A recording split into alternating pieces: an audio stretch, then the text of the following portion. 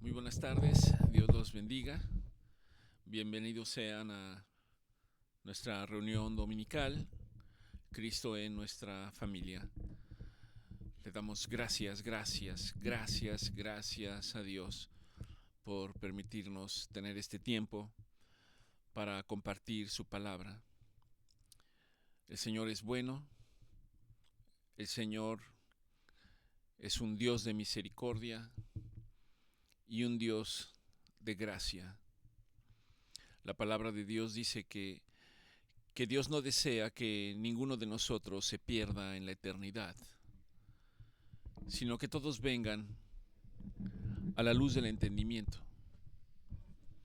a la comprensión de las cosas verdaderas, de las cosas eternas. Y sé que al señalarlo a la luz de la palabra del Señor no es un tema sencillo para llevarlo a cabo en la práctica diaria. Entender conceptos como el hecho de decir que la voluntad de Dios es buena, es agradable y es perfecta. Puede que en un contexto general el decir que algo es bueno quizás no me diga más allá. Cuando cada uno de nosotros pensamos que algo es bueno, podemos pensar en muchas cosas, de acuerdo a nuestros propios sentidos, de acuerdo a lo que yo creo, yo pienso o yo siento. Cuando digo que la voluntad de Dios es agradable, uno debiera sentarse a reflexionar. ¿Qué significa que la voluntad de Dios es agradable?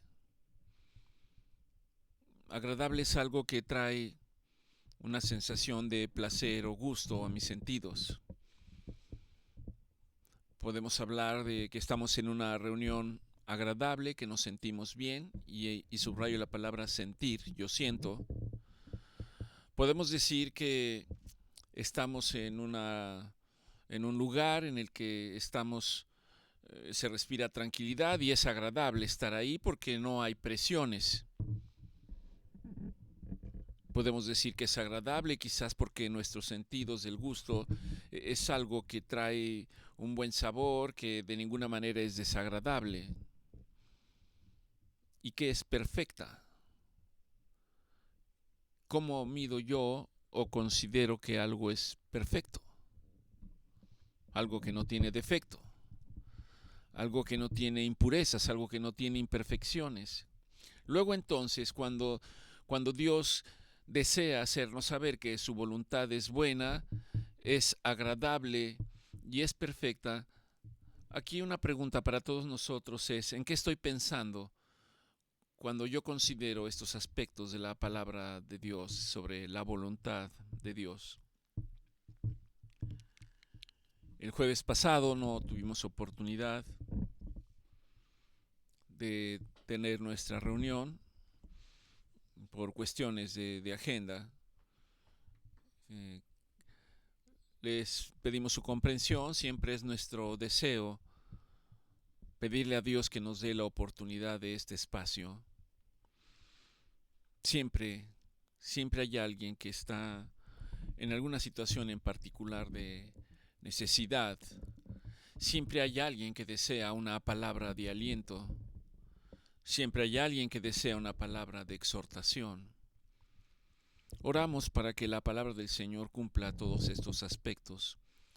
Pero oramos también para que el Señor traiga delante de su presencia aún aquellos que parece que todas las cosas están bien y que no buscan a Dios por una necesidad, sino lo buscamos por el puro afecto de saber que voy delante de Dios.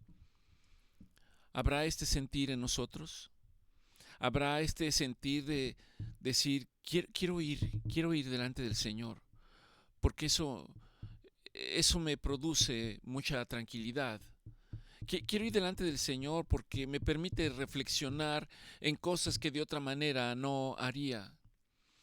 Quiero ir delante de Dios porque el ir delante de Él siempre permite a través de su palabra que haya cosas que yo pueda reflexionar, analizar y saber que son buenas para mi vida, en todos los aspectos. Quiero ir delante del Señor porque encuentro la tranquilidad que necesito para mi vida. Quiero ir delante del Señor porque encuentro siempre un consejo oportuno de un padre hacia un hijo. Si estas cosas las podemos experimentar, ¿qué nos impide ir delante de la presencia de Dios? Padre, ayúdanos, Señor. Ayúdanos, Padre, para tener un deseo ferviente de venir a tu presencia. Ayúdanos, Señor, para tener una disposición de querer buscarte por el simple afecto de tu voluntad. Ayúdanos, Padre, para buscarte en el día a día. Ayúdanos, Padre, a buscarte de mañana, de tarde y de noche. Ayúdanos, Padre, a estar agradecidos en todo tiempo por todas y cada una de tus bendiciones. Ayúdanos, Padre, para que yo no me olvide que tú me has rescatado, que tú nos has comprado con precio de sangre a través de la vida de tu Hijo, nuestro Señor Jesucristo. Ayúdame, Padre, para no invalidar este sacrificio. Ayúdame, Padre, para no menospreciar este acto de amor. Ayúdame, Señor, enviando tu Espíritu Santo para que me permita conocerte cada día más y más. Para que a través de tu Espíritu Santo, Señor, nos transformes a todos y cada uno de nosotros en la persona que tú requieres que seamos, conforme a tus propósitos y conforme a tu voluntad. Ayúdame, Padre, para cada día desear menos de mí y más de ti. Ayúdame, Señor, porque cuando solo pienso en mi voluntad y mis propósitos, la mayor parte de las veces esto me aleja de tu presencia. Y cuando me aleja de tu presencia, Señor, entonces empiezo a ser débil. Entonces empiezo a estar confundido. Entonces, Señor, siento que mis fuerzas se desvanecen en el transcurso del día y de los días. Entonces, Señor, la confusión viene y me abruma. Y no puedo tomar decisiones que son correctas conforme a tu voluntad.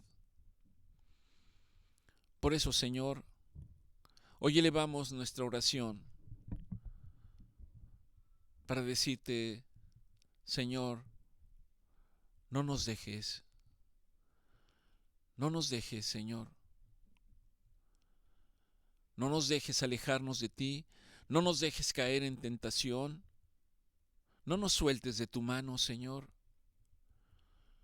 Ayúdanos a comprender y a decir verdaderamente en dónde estaría hoy si tú no nos hubieras alcanzado. ¿A dónde iría? Hay un canto que dice, vagaría sin rumbo, sin dirección, si no fuera por tu gran amor. Padre, ayúdanos. Porque habiendo disfrutado, Señor, de las delicias de tu palabra, sé que eso nos hace sentirnos vivos, nos hace sentirnos amados por ti. Nos hace, Señor, experimentar el hecho de que verdaderamente tú puedes cumplir los propósitos que tienes para todos y cada uno de nosotros. Ayúdanos, Padre, porque cuando nos mantenemos junto a ti, sabemos que podemos ser mejores personas, mejores padres, mejores hijos, mejores hermanos, mejores amigos. mejores ciudadanos. Y ayúdanos, Padre, para orar por aquellos que no te conocen o se han alejado de ti, y que testigos somos de cómo son, Señor, llevados por un torbellino de dificultades y de problemas que los envuelve y nubla sus razones. Ayúdanos, Padre, para venir delante de ti e interceder por ellos. Te necesitamos hoy, Señor. Podría, Señor, elevar mi oración y decir que de manera personal, yo te necesito, Señor. Yo te necesito hoy más que ayer. Hay una necesidad en mi corazón, Señor, de poder crecer en el entendimiento y conocimiento de tu palabra. Porque aunque yo no pueda entenderlo, sé que esto es bueno para mi vida, pero sé que también es bueno, Señor, porque entonces puedo conocer tu corazón, puedo conocer tu voluntad, puedo conocer tus caminos, puedo conocer tus pensamientos. Y eso, Señor, nos hace vivir confiados. Gracias te damos por la vida de cada uno de nuestros hermanos que nos acompaña, ya sea de manera presencial o de manera virtual. Gracias por la vida de cada uno de ellos. Gracias por el testimonio de sus vidas, de lo que tú has hecho y de lo que estás haciendo y de lo que harás en cada uno de ellos. Gracias, Señor, porque en medio de la necesidad tú provees recursos. Gracias, Señor, porque en medio de la aflicción tú traes consolación. Gracias, Señor, porque en medio de la necesidad y de la escasez, tú traes recursos a nuestras vidas de manera que para nosotros parece sobrenatural. Gracias, Señor. Gracias te damos en el nombre de Jesús. Te pedimos que esta mañana, Padre, seas tú el que nos hable, que no nos hable la voluntad de un hombre, los pensamientos de un hombre o los labios de un hombre, sino que nos hables tú a través de tu palabra a cada uno de nosotros, Señor, y que nos permitas crecer en gracia. Gracias, gracias te damos, Señor, en el bendito y precioso nombre de nuestro Señor Jesucristo, y que tu Espíritu Santo permanezca con nosotros, no solo durante este tiempo, Señor, sino aún después. En el nombre de Jesús. Como les comentaba la reunión anterior, no tuvimos la oportunidad de reunirnos, pero Dios nos dio la oportunidad de subir alguna reflexión. Le pido al Señor que ustedes hayan tenido la oportunidad de reflexionar en ella. Quisiera recapitular algunos aspectos de esta reflexión. El primero es que en el día a día nos sentimos ansiosos, angustiados, en ansiedad por las distintas cosas de la vida. Basta con ver los medios de comunicación para saber que esto es así.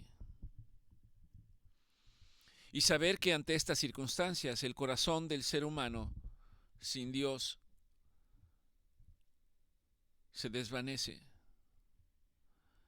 Cede ante el temor de lo que está ocurriendo a nuestro alrededor. Tanto para los que te conocen como para los que no te conocen. En el día a día tenemos una sensación y podemos expresarla a través de pensamientos como decir el barco se está hundiendo o el barco se hunde o el barco se ha hundido, que es aún peor. Y empleamos esta expresión para decir que el mundo se desmorona y la maldad parece multiplicarse en el día a día. Pero ante todo se escucha una voz Una voz que me dice, Dios tiene todo bajo su control. Dios tiene todo bajo su control, más allá de lo que yo pueda comprender o entender. Y que nada escapa, nada, a la voluntad y a los propósitos de Dios. No a los propósitos y a la voluntad del hombre, a los propósitos de Dios. Y su palabra dice que nada escapa a su dominio y que las cosas que Dios tiene preparadas para aquellos que confían en Él siguen obrando día a día para aquellos que le aman de verdad. Aunque el mundo parezca desmoronarse, aunque el barco parezca hundirse, la palabra de Dios me exhorta y me dice que Dios está presente y que Dios sostiene a sus hijos. Merece ser llamado Hijo de Dios aquel que ha aceptado al Hijo, a nuestro Señor Jesucristo. Y su palabra me dice que Dios está presente y sostiene a todos sus hijos. Hoy puedo decir que soy un hijo de Dios. He aceptado y reconocido que Jesucristo es el Hijo de Dios.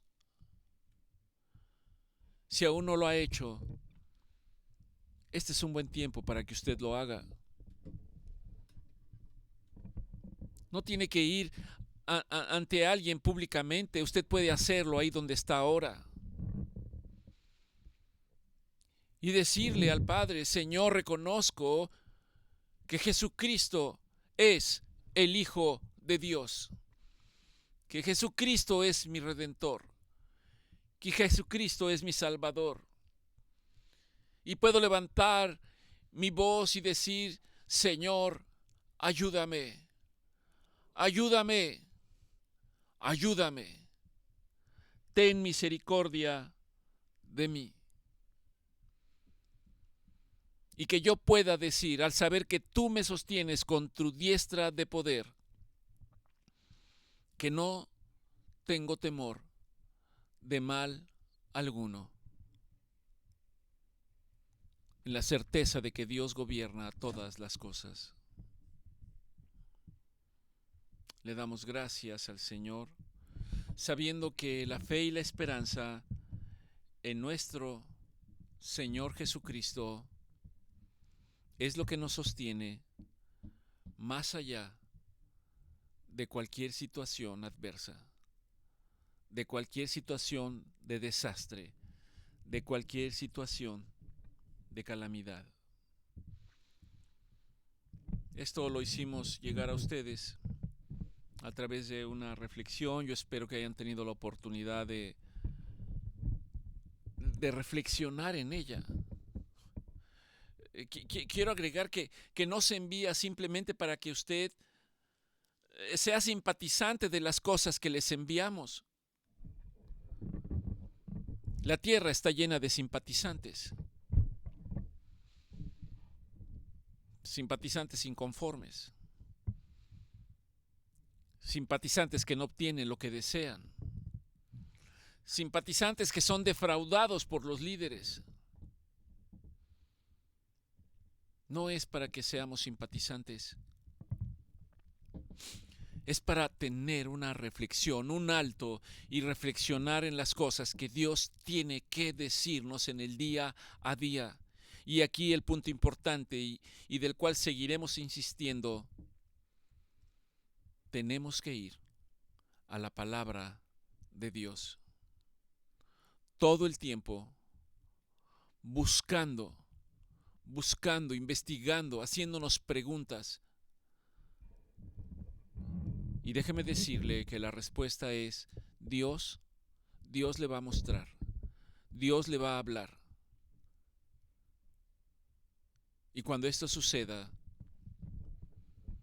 oramos para que el corazón de todos y cada uno de nosotros y de ustedes se vuelva en alegría y en gozo para el Señor, se vuelva en agradecimiento permanente, y que yo pueda decir: gracias Dios, gracias Dios, gracias, gracias, gracias, gracias Dios, porque puedo ser testigo de tu misericordia y de tu gracia. El día de hoy el Señor los invito a que abran su Biblia en el libro de Santiago, capítulo 1. El libro de Santiago está en el Nuevo Testamento. Y mientras yo lo leía, venía a mi mente una pregunta y una reflexión. Santiago empieza enviando un saludo en el capítulo 1, el versículo 1, diciendo: Santiago, hablando de él y señalándose como siervo de Dios, Santiago, siervo de Dios y del Señor Jesucristo, me dirijo a las 12 tribus que están en la dispersión. Y luego dice: Shalom, paz para todos ustedes. La primera reflexión es: ¿podemos nosotros considerarnos de la misma manera que Santiago? ¿Podemos decir que somos siervos de Dios? Y cuando yo piense que si soy siervo de Dios, pensar: ¿qué cosa es un siervo? Un siervo es el que tiene un señor que le marca las cosas que debe de llevar a cabo y de cumplir en el día a día para estar bien con su señor. Pero este señor para nosotros de ninguna manera es un tirano. Es un Dios de amor y es un Dios de justicia. Y oramos para que todos y cada uno de nosotros podamos decir nuestro nombre y agregando: soy un siervo de Dios y de nuestro Señor Jesucristo. Así empieza esta carta. Y de alguna manera entiendo que esto es una exhortación. Luego en Santiago 1:2. Y este era el punto de la reflexión para mí mientras leí esta escritura. Santiago se dirige a sus hermanos en Cristo. No es una palabra para la gente que no entiende quién es Dios, para la gente que no ha aceptado a Jesucristo como su Señor y Salvador, sino es una palabra para aquellos que han tomado la decisión de creer en Dios, que están convencidos que Jesucristo es el Hijo de Dios. Y está diciendo: hermanos míos, somos hermanos en Cristo, pertenecemos a la familia celestial. Dios es nuestro Padre y somos coherederos con nuestro Señor Jesucristo. Pertenecemos a la familia celestial. Y dice Santiago: tengan por sumo gozo cuando se encuentren en diversas pruebas. Para nosotros esta es la palabra de exhortación y puede parecer confusa. Tengan por sumo gozo cuando se encuentren en diversas pruebas. Muchos de ustedes pueden decir: pero doctor, estoy enfermo. Me están aplicando quimioterapia y me siento muy mal. Para empezar, se me ha caído el cabello y no me gusta cómo me veo frente al espejo. Tengo náuseas y se me va el apetito. No puedo dormir, estoy angustiado, estoy ansioso, estoy deprimido. Y encima de ello se me duermen las manos, se me duermen los pies, tengo diarrea, he tenido fiebre. ¿Y cómo me dice usted que tenga por sumo gozo cuando me encuentre durante estas pruebas? No entiendo.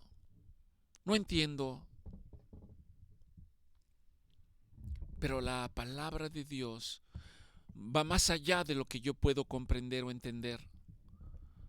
Dice la Escritura que su palabra es como una espada de doble filo, no nada más de un lado, de doble filo, que cuando penetra en un lugar, se desplaza, se hunde, penetra. Y Dios dice en su palabra que es como una espada de doble filo que penetra hasta el fondo de nuestro ser. Muchos de ustedes quizás no se den cuenta, pero si se han dado la oportunidad de escuchar la palabra de Dios, yo les puedo señalar hoy con absoluta y plena seguridad que sus vidas no vuelven a ser las mismas, que sus vidas van siendo transformadas, como dice la palabra, de gloria en gloria y de victoria en victoria en el nombre de Jesús. Aún dice más. Dice que la palabra finalmente parte el alma del espíritu, es decir, lo separa, lo corta. No hay unión entre el alma y el espíritu en ese momento cuando la palabra de Dios, cuando la espada de la palabra de Dios entra y penetra. Hace una separación entre el alma y el espíritu. Y dice, tengan por sumo gozo cuando se encuentren en diversas pruebas. Y esta palabra tiene que discernirse espiritualmente. No se puede discernir en mis emociones. No se puede discernir cuando yo pienso, cuando yo siento, cuando yo considero, cuando yo puedo o no puedo. No se puede discernir bajo este aspecto. Porque lo que yo siento, lo que yo quiero, lo que estoy experimentando es angustia y dolor. ¿Cómo puedo experimentar en medio de la angustia y el dolor? ¿Cómo puedo experimentar gozo? ¿Cómo puedo ser feliz? Menos encontrándome en medio de tantas pruebas, muchas pruebas. Me afligen, me turban, me derrumban. No puedo, diríamos nosotros. Y déjame decirte que menos vas a poder si no vamos a la fuente de agua viva, si no vamos delante de la presencia de Dios. Nuestro Señor Jesucristo dijo, vengan a mí. Es una orden, no es impositiva, pero es una orden, ni siquiera es una sugerencia. Vengan a mí, todos los que estén cansados y fatigados, yo los voy a hacer descansar.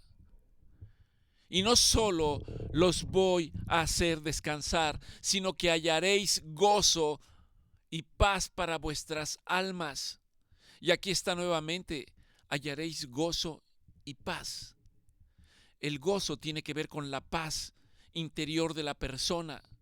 Y cuando la paz viene al interior de la persona, independientemente de lo que esté experimentando, de lo que esté sufriendo, entonces hay algo que le hace vivir confiado, que le hace vivir gozoso, sabiendo, confiando que Dios está en control. Santiago 1:3 dice, sepan además que esta prueba, la prueba de vuestra fe, y subrayo, la prueba de vuestra fe, produce paciencia. Frecuentemente escucho muchas personas que dicen, tengo mucha fe. Y yo les pregunto, ¿cómo es tu fe? ¿A qué te refieres con fe? Pues sé que todo va a salir bien. ¿Y qué es que todo va a salir bien? Pues que vamos a tener buenos resultados. ¿Y qué es tener buenos resultados? ¿En base a qué descansa nuestra fe? Y recuerden que la palabra de Dios dice que la fe viene, no es algo que yo tengo. La fe viene y la experimento. La fe viene cuando escucho la palabra de Dios Y déjeme decirle que la única manera en la cual usted puede decir yo tengo mucha fe debe descansar en el hecho de que usted está inmerso en la palabra de Dios permanentemente, de mañana, de tarde y de noche. Aun cuando está usted dormido, cuando despierta o tiene un momento de lucidez, saber que la palabra de Dios está ahí. Para que todos podamos decir, he guardado tu palabra en mi corazón para no ofenderte, Dios. También hay una consecuencia de guardar la palabra de Dios. Es para no ofenderlo. En medio de mi necesidad, en medio de mi incredulidad, en medio de las pruebas, es para no ofender a Dios, sino vivir confiado. La prueba de vuestra fe. Es decir, la fe viene por escuchar la palabra de Dios. Yo atesoro la palabra de Dios. Mi fe empieza a ser fortalecida. Y dice, y la prueba de vuestra fe. Es decir, que a pesar de que yo escuche la palabra de Dios, a pesar de que yo esté atesorando la palabra de Dios, eso no me quita del mundo, no me quita de las pruebas, no me quita de las aflicciones, no me quita de las enfermedades. Pero dice, pero la prueba de vuestra fe produce paciencia. Paciencia. ¿Qué implica que produzca paciencia?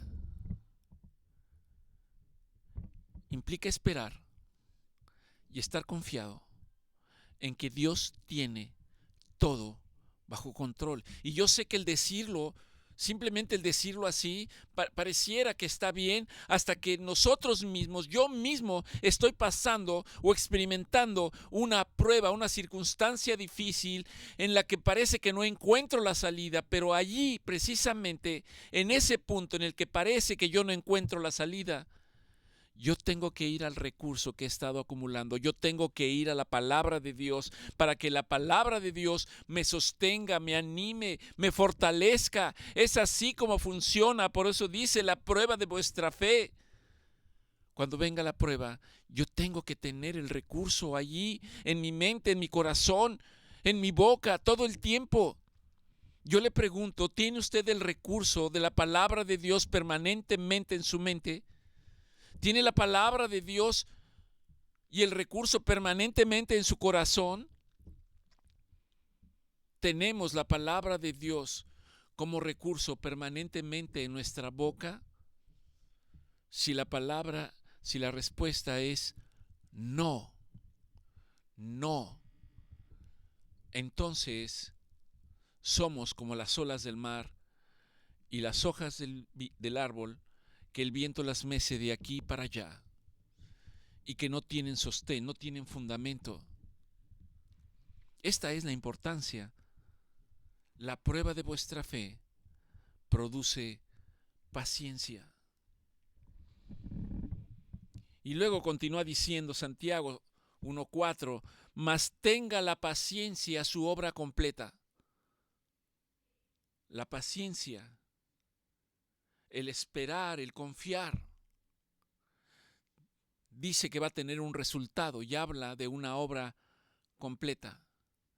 Y esta obra completa está señalada en las siguientes líneas donde dice, para que entonces sean perfectos y cabales, sin que os falte cosa alguna.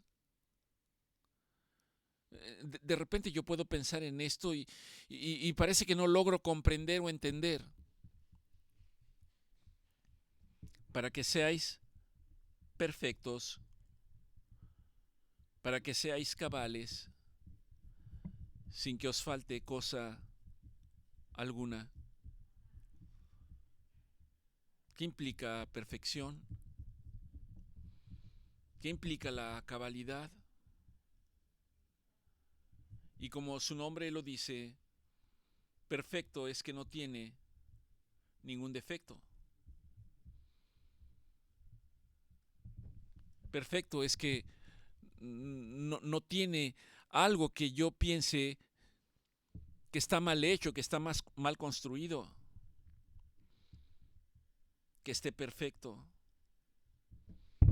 habla de un proceso. Un escultor, un artista, no puede decir que algo que ha empezado ya está listo en un instante.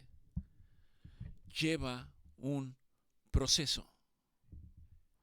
Dios establece un proceso en la vida de cada uno de nosotros hasta que Dios obtenga el producto que Él requiere para cumplir sus propósitos conforme a su voluntad.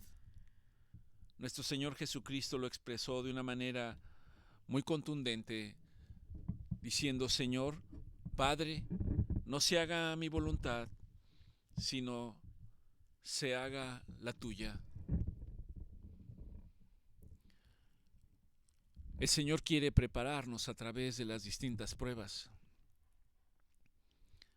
para que yo pueda reconocer el dolor en los demás y pueda extender mi mano entonces al que ahora se encuentra en una situación como la que yo me encontraba, para que yo pueda hacer testimonio delante de él y decirle que no durará esa prueba, que llegará el tiempo de la victoria,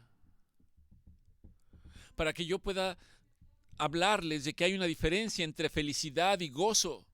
La felicidad viene de cosas externas. Alguien puede decir: hoy estoy feliz porque es un día hermoso, escucho cantar los pájaros, no sé, tantas cosas. He comido las cosas que me gustan, estoy haciendo el ejercicio que quiero, estoy disfrutándolo. Es decir, hay cosas externas que me van a producir una satisfacción. Y cuando hablamos de esto podemos hablar de felicidad, de cosas que vienen de una alegría que es muy superficial. Pero hablar de gozo es hablar de una fortaleza que se va forjando dentro de nuestro ser, de una esperanza profunda, de una seguridad, de una certeza.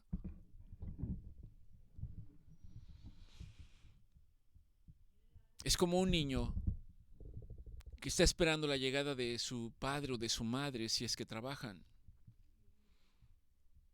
Él tiene la esperanza de que van a llegar. Él tiene la esperanza de que va a suceder.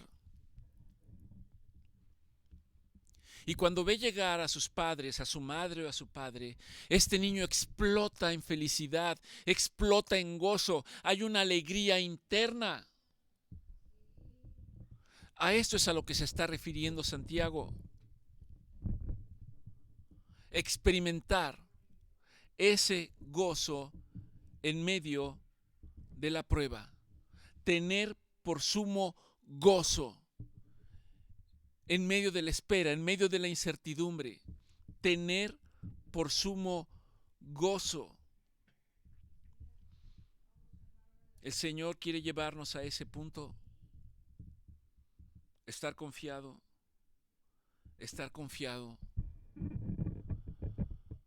Mas tenga en la paciencia su obra completa. La obra completa implica el proceso de lo que Dios está haciendo en el día a día para nosotros. Y agrega: para que seáis perfectos y cabales. Perfecto de ninguna manera significa que han desaparecido las pruebas. Perfecto no significa que ya no voy a cometer errores. Perfecto tiene que ver con experiencia y con madurez. Es haber alcanzado el propósito para el cual hemos sido diseñados.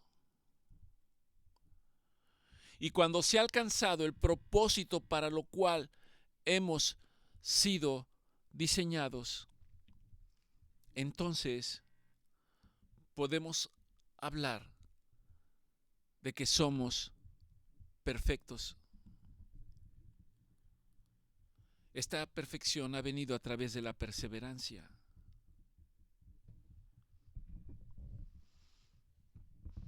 Que seamos cabales. Cabal tiene que ver con ser íntegros. Cuando yo sé que algo no es correcto y puedo decir, esto no está bien. Esto se aparta de la voluntad de Dios. Hoy experimentamos y vivimos tantas situaciones que ponen a prueba nuestra integridad. Muchas situaciones. La respuesta es cómo yo respondo ante estas situaciones. Cuando una persona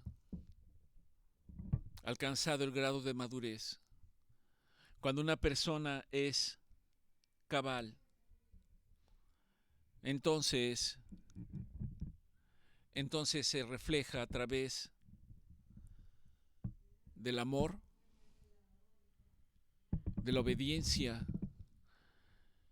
y de lo que en el libro de Gálatas se señala como el fruto del Espíritu. Cuando delante de los demás las personas pueden decir, hay algo en ti que me gustaría tener. Te veo tan tranquilo en medio de las pruebas y de las aflicciones. Te veo que estás confiado. Te veo que de ninguna manera estás angustiado o ansioso por los distintos resultados que pueden presentarse en tu vida. No es que no haya ansiedad, no es que no haya incertidumbre, sino que es una persona que Dios ha preparado para resistir en medio de la prueba, para resistir en medio de la aflicción. Tiene que ver con el proceso que Dios tiene que llevar a cabo. Y dice, para que seamos perfectos y cabales y que no nos falte cosa alguna. Santiago 1:5, particularmente me encanta este versículo. Creo que es para todos nosotros. Dice, si a alguno le hace falta sabiduría, hoy esta mañana a alguno de nosotros nos hace falta sabiduría. Y luego vea la hermosa exhortación, porque dice, pídala a Dios. Es decir, yo puedo ir delante de Dios y decir, Señor, dame sabiduría. Ahora yo tengo que saber para qué quiero esa sabiduría, qué efecto va a tener en mi vida esa sabiduría. Al que le haga falta sabiduría, pídala a Dios, el cual da a todos abundantemente y sin reproche, y le será dada. Pero luego dice, pero cuando pida con fe, no dudando absolutamente en nada, no dudando, no dando paso a la duda. Hay un hombre en la Biblia llamado Salomón, que cuando fue nombrado rey de Israel, él fue delante de la presencia de Dios. Se postró delante de Dios. Oró ante Dios y dijo, Señor, ¿cómo dirigiré a este pueblo? ¿Cómo cumpliré tus propósitos? ¿Qué función voy a llevar a cabo delante de este pueblo? Y en el diálogo Dios le dice, pídeme lo que quieras. Y Salomón insistió y diciendo, dame sabiduría, dame entendimiento para dirigir a este pueblo, para mantenerlo en tus caminos. La Escritura dice que el Señor le dijo que por cuanto no había pedido tesoros y cosas materiales, le daría sabiduría y aún las demás cosas.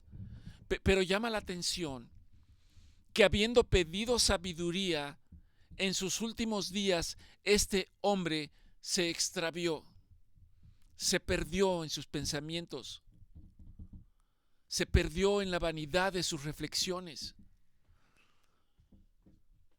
Y quiero notar, porque pidió sabiduría con un propósito, con un objetivo, pero se olvidó de él mismo. No pidió sabiduría para dirigir su vida. Y entre las muchas cosas que no ocurrieron para su vida, fue haber tenido más de 700 esposas y 300 concubinas, 1000 mujeres.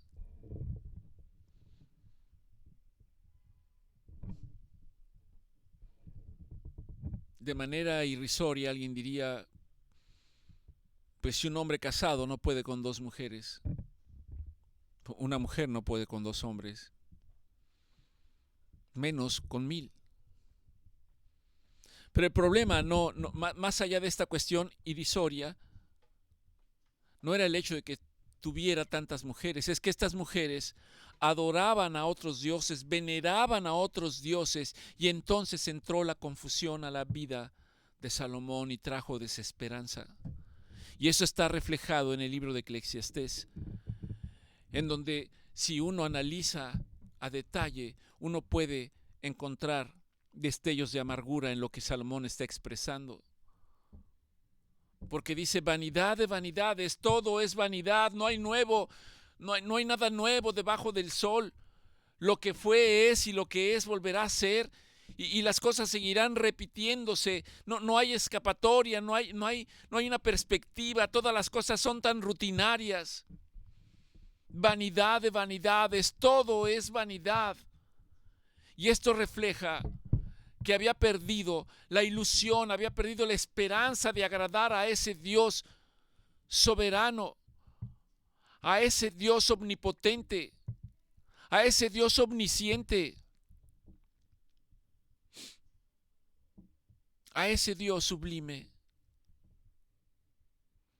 Para nosotros la exhortación es esa. Y al que le haga falta sabiduría, pídala, pídala, pídala con fe, pídala sin dudar. Dios se la dará sin reproche, pero pone una condición: no dude en nada. No dude en nada. Porque el que duda es semejante a la onda del mar, que es arrastrada por el viento y echada de una parte a otra. Santiago 1:7. No piense pues el que tal haga. ¿De quién está hablando? No piense pues quien tal haga que recibirá cosa alguna del Señor. Está hablando del que duda.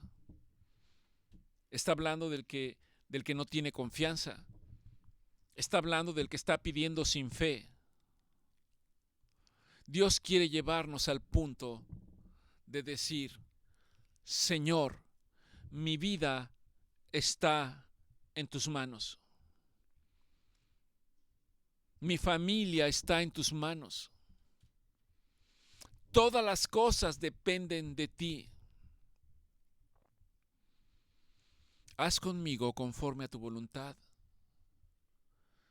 Dame entendimiento. Dame capacidad. Dame la perspectiva de hacer tesoros en el cielo y no confundirme con las cosas materiales. No porque no me hagan falta, sino porque no quiero extraviarme. No quiero perderme. Santiago 1:6 dice: porque el hombre de doble ánimo es inconstante en sus caminos. Me llamaba la atención la palabra el hombre de doble ánimo. Si yo preguntara aquí qué es un hombre de doble ánimo, no sé qué me dirían.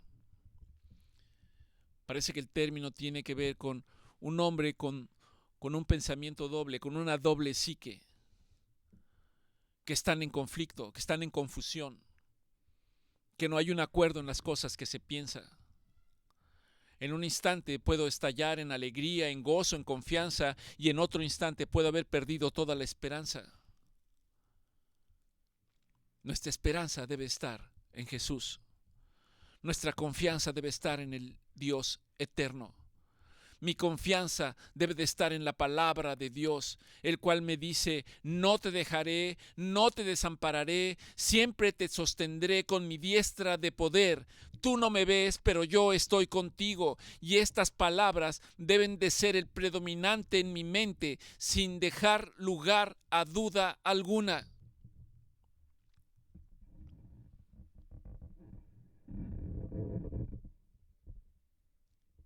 Bienaventurado el que soporta la tentación.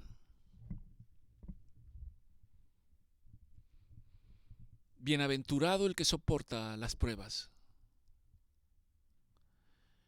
Bienaventurado es el que ha confiado en la palabra de Dios. Bienaventurado es el que persevera en la palabra de Dios. Bienaventurado es el que puede experimentar la mano de Dios permanentemente en su vida. Y esto ha sido una constante prueba, hablo de manera personal.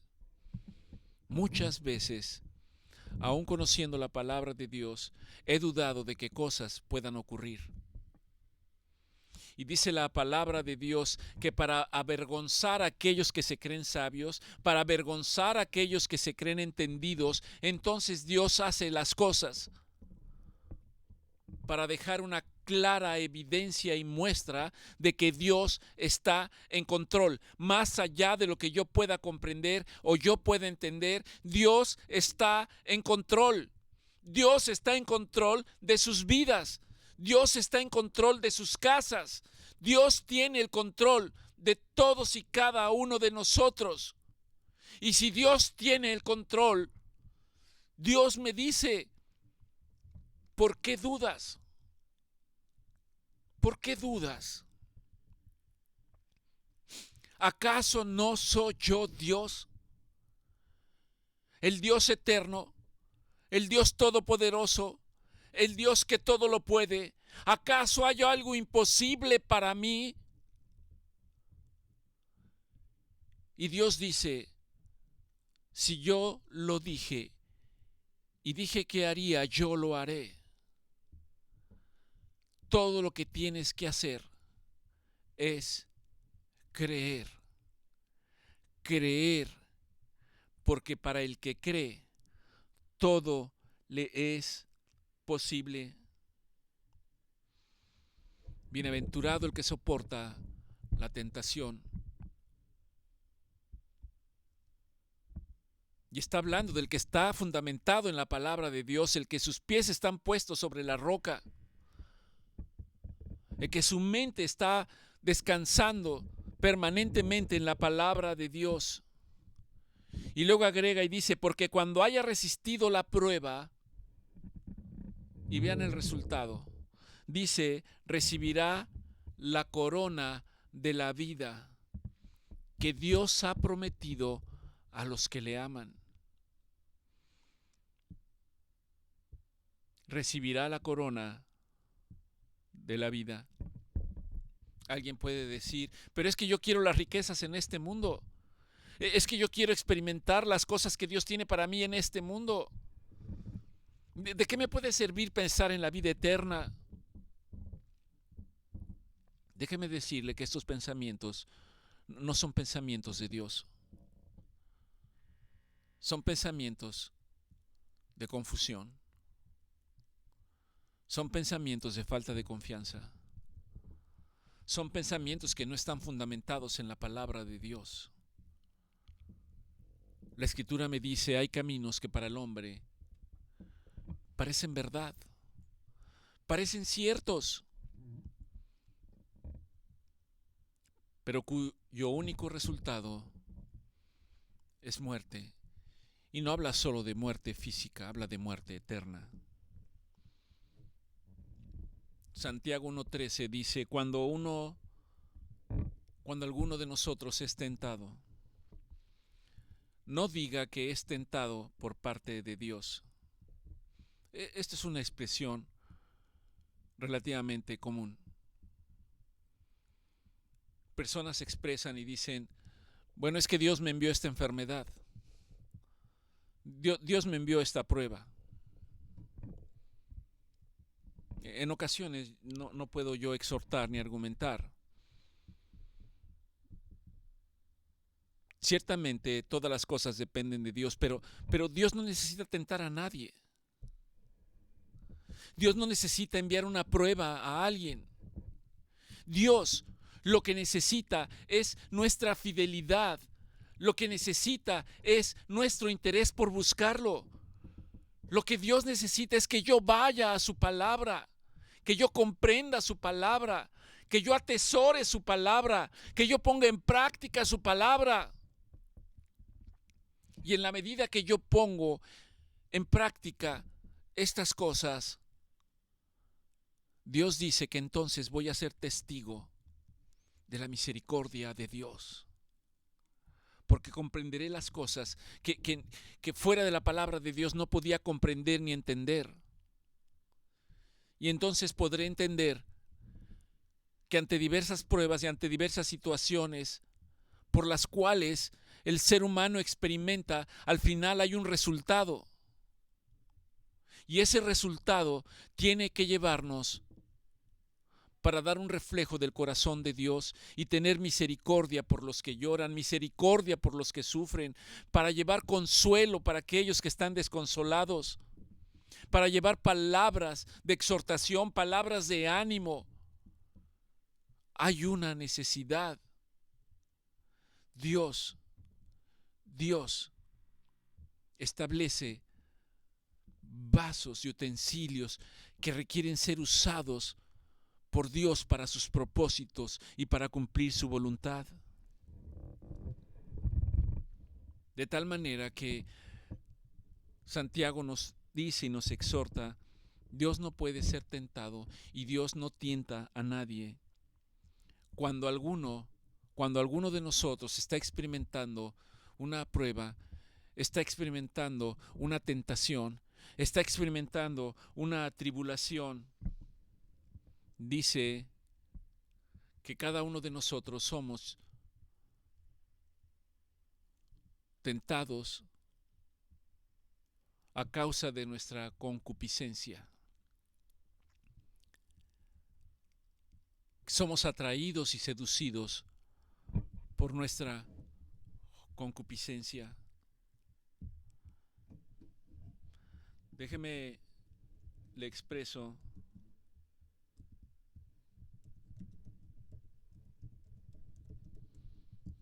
qué es concupiscencia. ¿Tú sabes qué es concupiscencia? Concupiscencia es una palabra que significa un deseo intenso y desordenado que nos lleva a ir en contra de la voluntad de Dios. Un deseo intenso y desordenado para ir en contra de la voluntad de Dios. Y esto, de alguna manera, yo lo digo así de alguna manera, pero está expresado y representado por los mandamientos de Dios.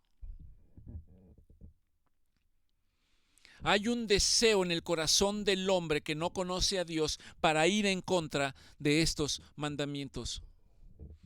Ejemplos hay muchos. ¿No mentirás? ¿Alguno de nosotros no ha mentido y sigue mintiendo? Bueno, pero es una mentira blanca, es una mentira pequeña.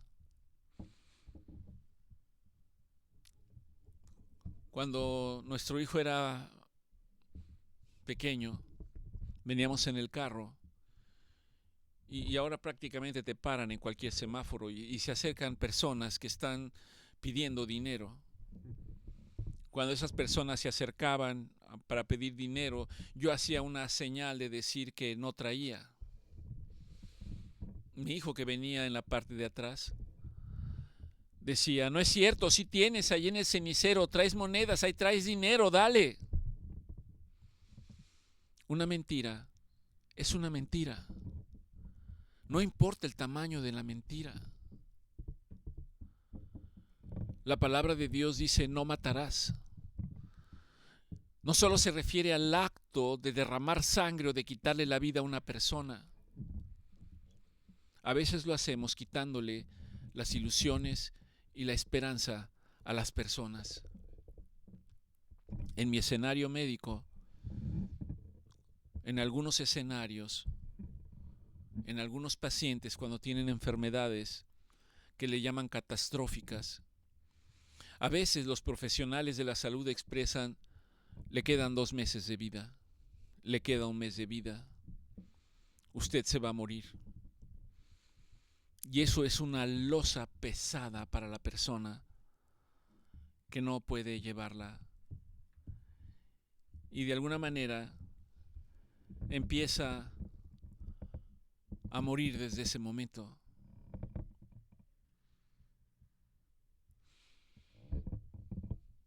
Pero la buena noticia es que nuestro Señor Jesucristo dice y dijo: he aquí que yo he venido para que tengan vida, para que tengan vida en abundancia y para que tengan vida eterna.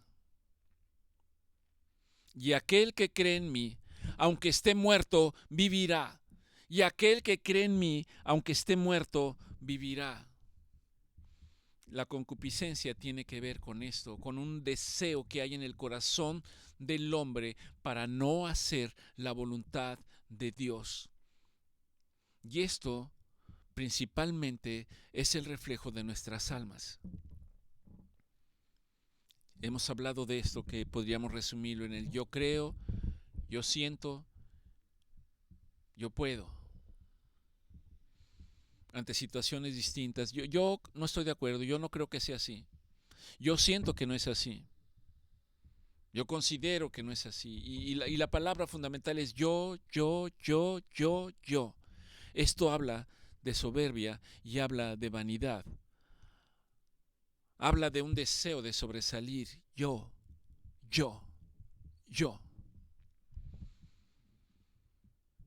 Nuestro Señor Jesucristo vino a dar su vida por nosotros. El reflejo de la voluntad de Dios es que nosotros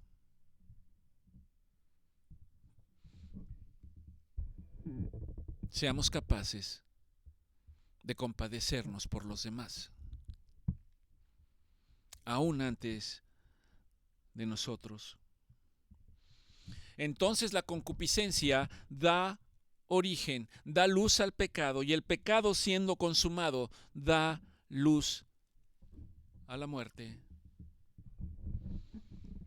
No se equivoquen, hermanos. Toda dádiva perfecta desciende desde los cielos,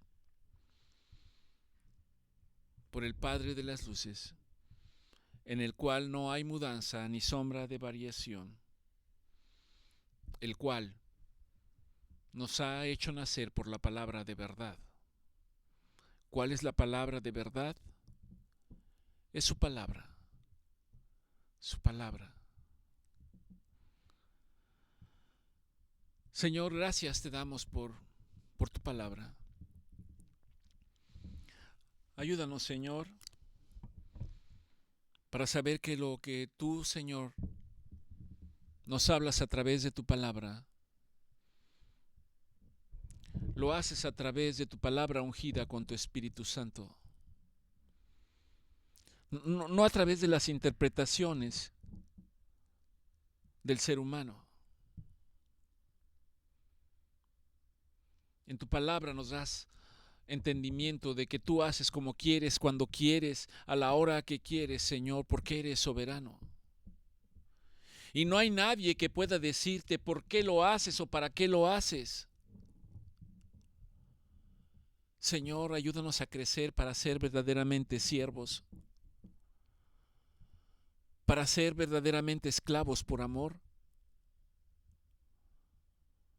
Un siervo y un esclavo están confiados sabiendo que su Señor tiene perfecto control de todas las cosas. Ayúdanos para vivir confiados, Señor, sabiendo que tú tienes perfecto control de todas las cosas. Ayúdanos, Padre, Señor, en nuestras batallas del día a día, en la cual, Señor, estas batallas me hacen alejarme de tu palabra. Me hacen considerar que tú, Señor, nos has abandonado y nos has dejado. Ayúdame para que haya un proceso de entendimiento para saber que somos nosotros los que nos alejamos cuando no te buscamos, cuando no vamos a la fuente del Dios verdadero. Cuando algo nos detiene, Señor, para ir y buscar tu palabra, escudriñar tu palabra, crecer en tu palabra. Porque finalmente, Señor, de esto se trata. Se trata, Padre, de que tu Espíritu Santo haga la obra en todos y cada uno de nosotros, para que verdaderamente, Señor, nosotros podamos crecer. Padre, en este proceso, refleja tu corazón sobre nosotros. Ciertamente un corazón de amor, pero también tu palabra dice que es un corazón en el cual abunda el perdón. Y que para nosotros, de la misma manera, Señor, esto debiera ser predominante para perdonar las ofensas de los demás,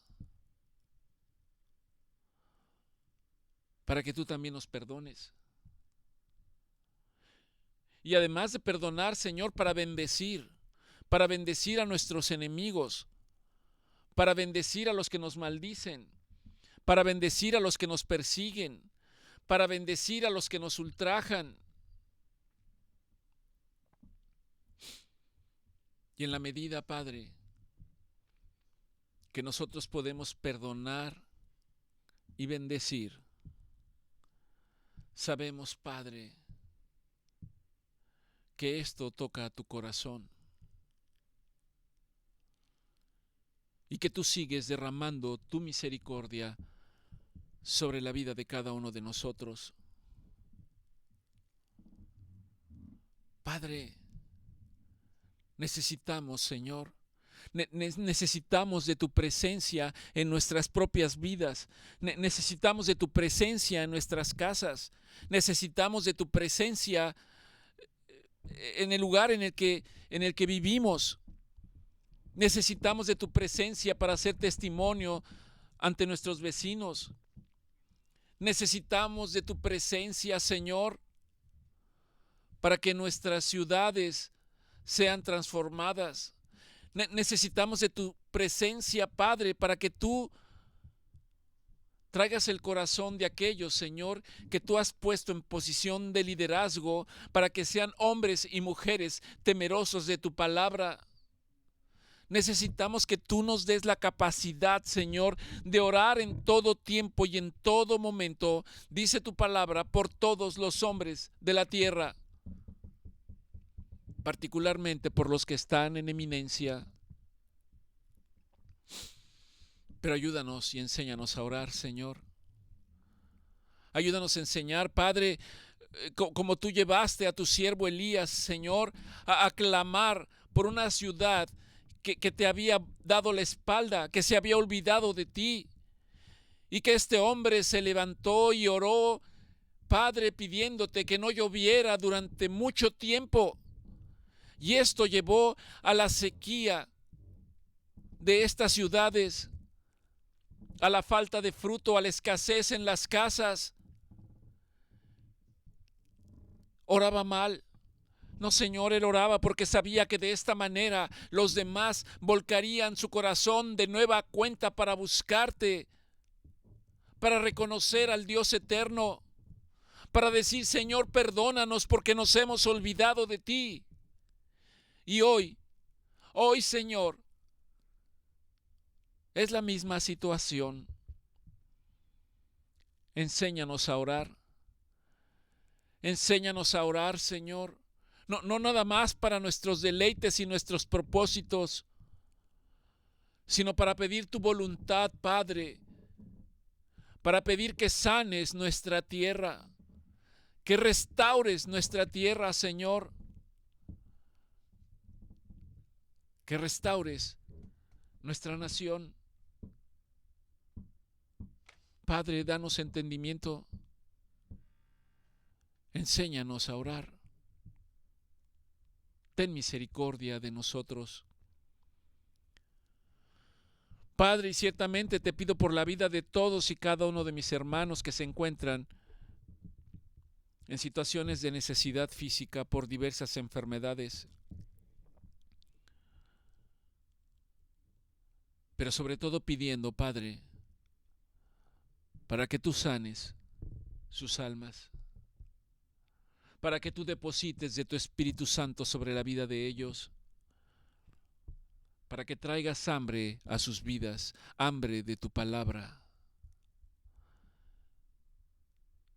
Señor, gracias, gracias Padre, gracias, porque tú sigues siendo bueno. Gracias por tu misericordia y por tu gracia. Derrama tus bendiciones sobre tu pueblo en el nombre de Jesús. Que el Señor los bendiga. Muy buenas tardes.